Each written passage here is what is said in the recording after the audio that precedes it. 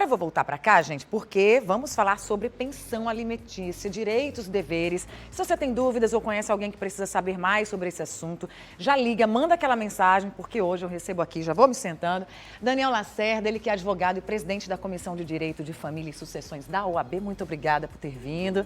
Esse é um assunto que muita gente ainda tem dúvidas, né? Sempre são muito frequentes e atuais. A gente já começa então falando que a pensão alimentícia está na Constituição, na verdade é um direito que as crianças precisam, têm para sobrevivência, inclusive. E é verdade que a pensão já pode começar a ser paga antes mesmo do bebê nascer?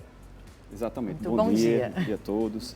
É verdade, a Constituição garante, né, o direito à sobrevivência, a condição mínima da criança, do adolescente, e isso, a partir de uma legislação específica para a gestante, foi possibilitada ser fixada a pensão alimentícia desde o momento da gravidez. E com o nascimento do filho, essa obrigação ela se perpetua, né? Começa na gravidez e se transforma uma pensão em favor do filho. Aí vai até 18 anos, até 21, depende aí de cada caso, é isso ou não? Sempre até os 21 ou precisa estar estudando? Isso. Tem também uma A legislação ela dessa. prevê que a necessidade da criança e adolescente se presume em razão da menoridade civil, que vai até os 18 anos. Não quer dizer que, completados os 18 anos de idade, vai perder o direito à pensão alimentícia. Com 18 anos de idade, perde a presunção.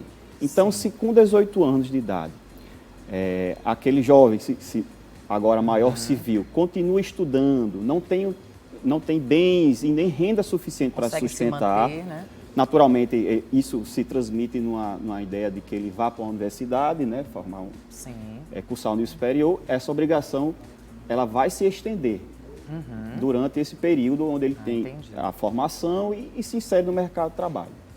Tem, inclusive, uma pergunta já sobre isso chegando. Meu diretor acabou de falar. Pode falar, diretor, vamos lá.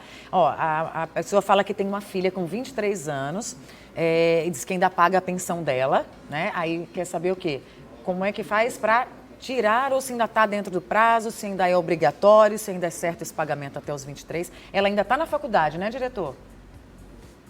Ele não falou? Tá. Não existe uma data certa, né? O que existe é questão de razoabilidade, né? Então, assim, é razoável 23 anos, se tiver já no final da faculdade, se estiver cursando, não estiver sendo reprovada por faltas, nem por notas, se ela realmente necessita, já ainda não trabalha, então, nessas condições, a pensão é razoável ser, digamos assim, ainda prestada, né? Contrariamente de uma pessoa que está na universidade, mas vem sendo reprovada, ela não falta ela é reprovada por falta ou por notas, não tem compromisso, já é possível se pedir uma exoneração de alimentos. Agora, se o pai pode, né, e quer continuar ajudando além, isso aí nada impede, até porque essa moça ela deve estar morando também com a mãe, que está ali todo dia também prestando assistência e também tendo despesas, né? Ela está morando com alguém, né? Provavelmente, né? Se ela estiver morando sozinha, porque ela já consegue se bancar, mas se não, ela está com alguém e se esse pai quiser pagar por mais também, não tem menor, né? Fez junto, né, gente?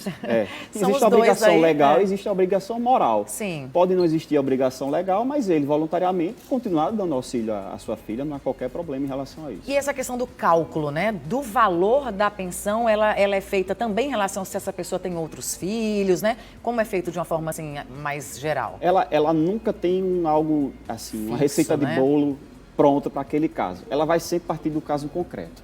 Vai sempre primeiro se investigar as necessidades da criança e do adolescente.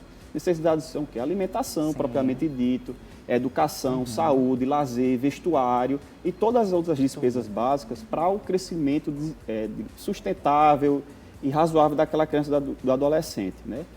Esse é um lado, que a gente chama da necessidade daquela pessoa que precisa. E o outro lado é a possibilidade daquela pessoa que pode ajudar, né? O que é a possibilidade? É os ganhos mensais. Então vai se partir para essa análise do quanto se precisa e de quanto se ganha a pessoa que é obrigada a prestar. É o que a gente chama de um binômio necessidade e possibilidade. Entendi. Que no máximo é 30% do valor da renda, é isso? Ela não tem um limite fixado na legislação. Por exemplo, as crianças e adolescentes que têm obrigações, digamos assim, extraordinárias, com despesas de saúde elevadíssimas, despesas de medicamento, ela vai sempre levar em consideração o que se gasta efetivamente, depois vai se buscar o que o pai ou a mãe pode fornecer de alimentos para fazer o atendimento dessa necessidade, resguardado sempre que há uma proporção entre pai e mãe. Sim. Então, se pai e mãe têm renda própria, cada um vai fornecer os alimentos na medida da sua proporção. Entendi. Já tem mais perguntas aí, então vamos para tirar as dúvidas, né, de quem está em casa. Ó, a pessoa diz que tem um filho de 2 anos e o pai da criança não paga a pensão. Ele alega que não trabalha, né, não tem nada fixo, não tem como pagar. E aí, doutor, tem muita gente que acaba dormindo na delegacia depois de uma dessa, né? O fato de não ter carteira assinada, ou sou servidor público, não exime da obrigação de pagamento de pensão alimentícia. Ele sobrevive de alguma forma. Exatamente. Dentro do que aquele sobrevive, ele deve resguardar um percentual para o seu filho. Porque senão, ele pode sofrer graves consequências.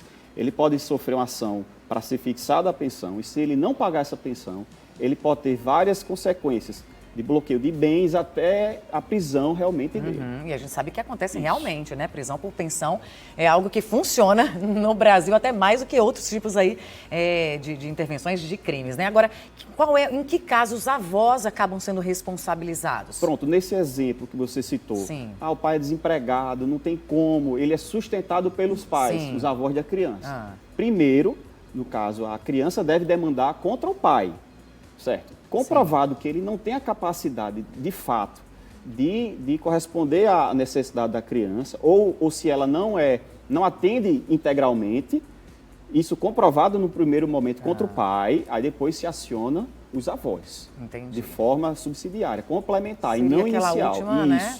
Mas não só os avós daquele devedor originário. Ele chama os 4 avós. Os 4 avós, os dois Exato. lados, Os dois podem lados. também ter que auxiliar. Chegou uma outra pergunta, dessa vez de um pai, que diz que tem descontado, né, no seu contra-cheque 20% para pagar a pensão, só que agora ele está desempregado. Aí quer saber como é que funciona agora, qual é o procedimento, o que ele deve fazer?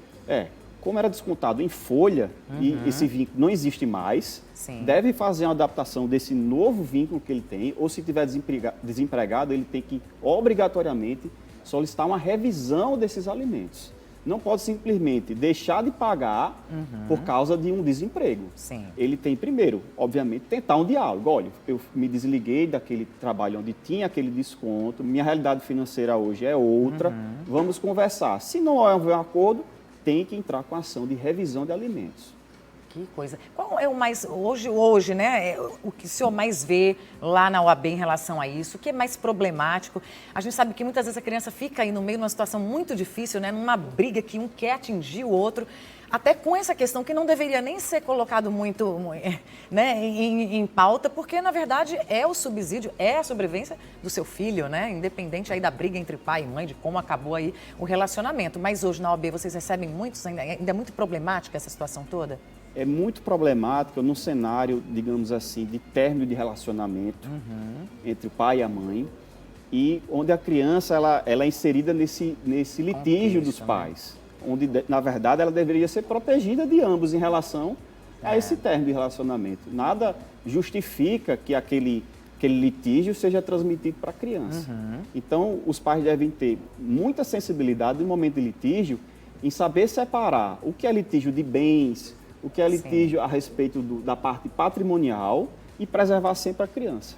Exatamente, até porque muitas vezes eles pensam, né, eu acho, eu vou estar pagando isso aqui, mas quem vai estar usufruindo é a mãe, né, tem muito isso, né, porque geralmente a criança fica aí com a mãe, a gente está falando aqui a grosso modo, né, mas tem que saber que são as necessidades, né, que não é só alimento, a gente fala que é pagamento de alimento, mas não é só para alimento, né, o doutor que já explicou, são todas as necessidades envolvendo aí saúde, educação, o lazer também, a vestimenta, né, que a gente sabe que tudo isso demanda de dinheiro, né? E, infelizmente, ainda não muita... A briga atinge, né, até esse básico. O importante para evitar esse tipo de exceção é de diálogo. Sim. Quando for fixar uma pensão de alimentos em favor de uma criança ou adolescente, vamos compartilhar aqui quais são as despesas. E essa prestação vamos de elaborar, contas, ela deve ser feita? A família, ela sabe quanto é que, digamos assim, é sua renda mensal, os seus gastos. Exato. Vamos catalogar, vamos elaborar aqui o que é que a criança precisa, o adolescente. Catalogando e botando isso em papel e Colocar no deixando papel, tudo às claras, ninguém vai ficar com aquele sentimento de dúvida que aquele valor não está sendo destinado para a criança e para o adolescente. Tem muita gente perguntando como é que entra na justiça para iniciar esse processo de pensão alimentícia. Vamos lá. Certo.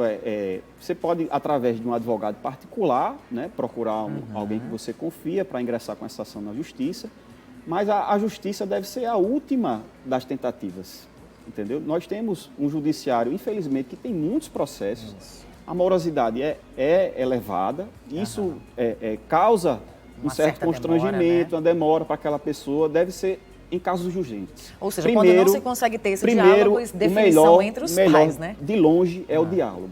E hoje em dia existem instrumentos que você podem fazer acordo fora da justiça e ter a mesma validade de como se fosse homologado na justiça. Um termo de acordo extrajudicial assinado pelas partes e pelos advogados, ela tem força como se fosse uma sentença de um juiz. Se ele descumprir, pode ser executado como se fosse uma sentença do juiz. Então, veja como é relevante a legislação atual que permite que isso seja feito e ter a mesma força de uma sentença de um juiz, através de um acordo. E assim, não conseguindo, né, porque às vezes essa relação já está meio desgastada, a gente sabe que algumas universidades também promovem, né, esse tipo de serviço gratuitamente. A OAB também tem algo parecido, as pessoas podem procurar? O acordo não dando certo. Sim, né? Gente, no último caso. Existe o advogado particular de confiança, aquele que já tem acesso, já tem o contato. Existe a Defensoria Pública do Estado do Rio Grande do Norte, que são dotados de defensores com uma qualificação muito elevada. Eles têm crescido na parte de atendimento por todo o Estado, como um todo. Existe a assistência jurídica da própria OAB, né, que está disponível segunda a sexta-feira, no contato que pode ser disponibilizado. Fica onde a pessoa pode ir presencialmente? Tem um telefone aí, né? Tem um telefone, faz um agendamento, uma triagem, pode ir lá na OAB, que fica ali em Candelária, perto do Cine, ali na rua Nossa Senhora de Candelária.